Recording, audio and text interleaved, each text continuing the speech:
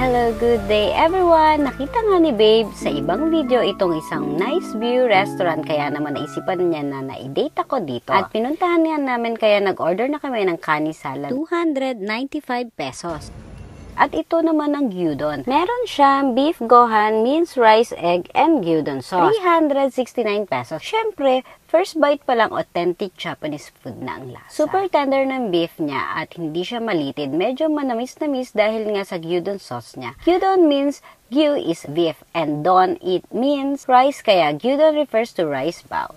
At ito naman ang Volcano Roll, 385 pesos. At mapapabig mouth ka rin talaga dito pag sinubo dahil sa laki ng serving nila. We ordered tong katsu ramen, 389 pesos. Syempre, hindi kumpleto ang meal kung walang soup. Creamy pork nga pala ito with tamago minced egg. Kaya tikman na natin to.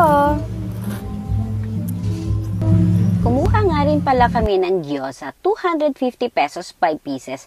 At ayan, sinubukan kong i-one bite. Masarap din siya, isa yan sa mga favorite kong orderin sa mga Japanese food. Normal size at yung taste niya is Japanese authentic food talaga. And the last one, papahuli pa ba? Char! Marami ka rin pagpipilian na beverages dito. At sayang wala ngayong may-ari na Japanese mismo ang nagsiserve dahil Saturday and Sunday lang daw siya nandyan.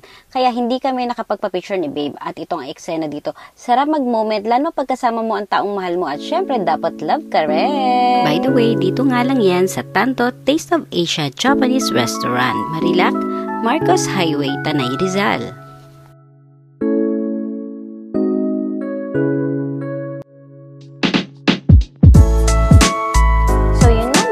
Hope you enjoy! Domo, arigatou gozaimasu, minasan! Don't forget to follow, like, comment, share, and subscribe sa YouTube channel natin na MShin TG. And that's me! God bless everyone!